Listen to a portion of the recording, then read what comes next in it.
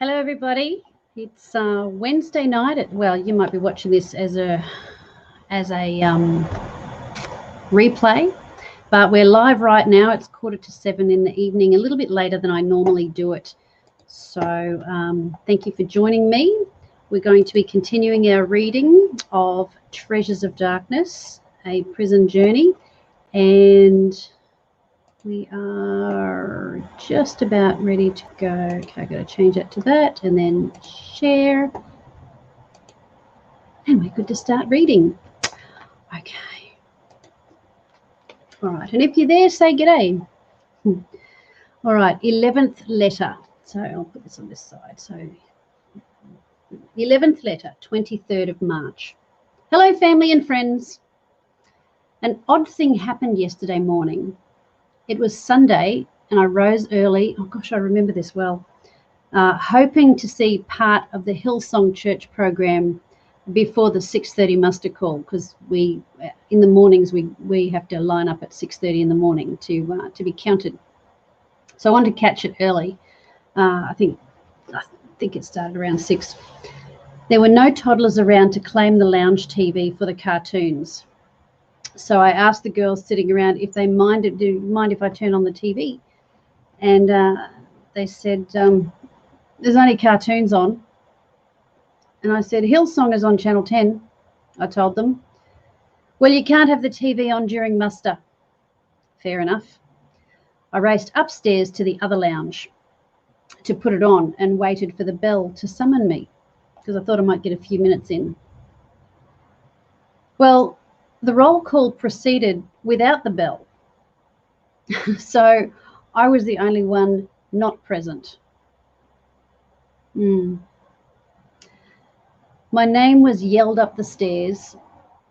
So I sprinted back down and it seems the girls informed the officer that I was watching my religious show upstairs as they didn't want to see it downstairs. Well, the officer gave them all a serve about discrimination and told them I could watch my show in the lounge like anyone else. No TV while muster is on, but either side of that 5 minutes is fine. How peculiar. I've no intention of manipulating the girls into watching my show if they don't want to. That's why I went upstairs. So anyway, unfortunately, by sticking up for me, the officer inadvertently caused those women to resent me. So anyway, yeah, damned if you do and damned if you don't. So anyway, that's okay. Ironically, we had an impromptu sing-along last night when I pulled out the guitar. Why was that ironic? Okay. We began with Guns N' Roses and then ended with Amazing Grace. It's the one gospel song everybody knows, and a crowd had gathered by that time. So that was kind of nice. I'd like to collect the words and chords to some of the lovelier choruses because the women enjoy my singing and playing the guitar. It's not that I'm that great. It's just, I can carry a tune, I guess, but it's just people do enjoy it when someone sings them a song and it's live. Worship can touch the hardest heart. All right. 4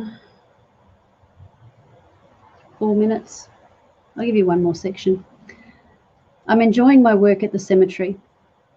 I like being around blokes for a change. Oh, it's so refreshing to be around fellas for a change. There are 4 groundsmen. One is our supervisor. On Friday, a hole was dug for a funeral. So industry speak for grave, apparently. They just refer to them as holes. It was dug for a funeral. Its position was in between 2 existing monuments and it had been dug a bit too close to one side. It was hilarious watching the groundsman trying to solve a rather serious problem.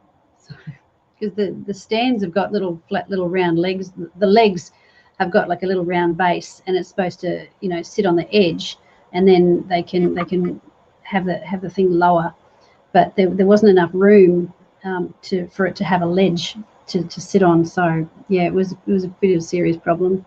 Yeah, there was not enough grass to sit the feet of the frame, which is used to support the coffin. We had visions of the coffin tipping off and crashing into the hole, smashing the one already down there. So that's what I didn't realise, that graves often hold more than one coffin. Fortunately, by the time they worked out a solution, it was time for morning tea. So I do a lot of mowing. I mow in between the rows and consider the names and the dates on the tombstones. It's quite relaxing, and I compose great preaching messages in my head based on what the Lord is showing me here. Someone once asked me, given what I have learned, if I would do it all again. And of course not. I broke the law, I exclaimed. Well, while I still would not do it all again, I have come to see that what I'm going through is worth it. Wow, even in there, I felt like it was worth it. Of course, it was early days. I didn't always feel that way. Many of us dream of having a great ministry, but we want it on our terms. We don't really count the cost because we cannot really see what the cost will be. Yet only by willingly paying the cost can we appreciate the joy and satisfaction of fulfilling our call.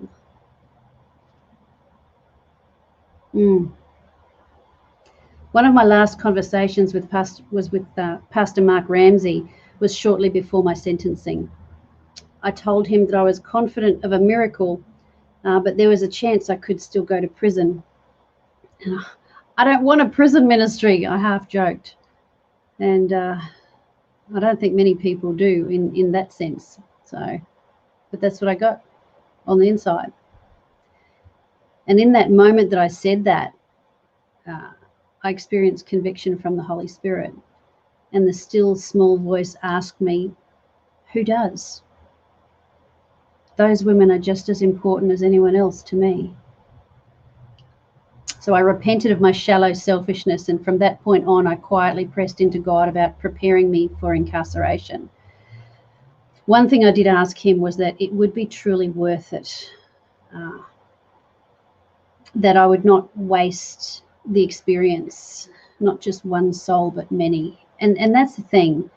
And then as now, my prayers were that I am effective. So yeah, you can be going through a hard time. Don't waste it. Don't waste the challenge that you're going through, whatever it might be, because everything that we go through can be used for good. Like, that's why my ministry is Romans 8:28, that God makes all things work together for our good. It doesn't say all things are good. It just says that that they can work together for good. Somebody's here making a comment. Hi, Lisa. Good to see you. Welcome. So, yeah, I'll leave it for there. I'll try and keep them under 10 minutes if I can. But there you go. That was quite interesting. And remembering all that and the cemetery and so on. So I hope this is a blessing to you.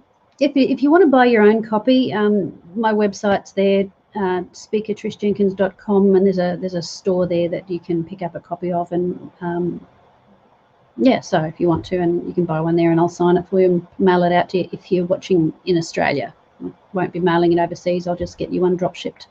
All right, well, bless you heaps, and I hope to see you again soon. I'm going to try and be a bit more diligent about doing Monday, Wednesday, Friday, which would be Sunday, Tuesday, Thursday in America and elsewhere, but we'll see how we go.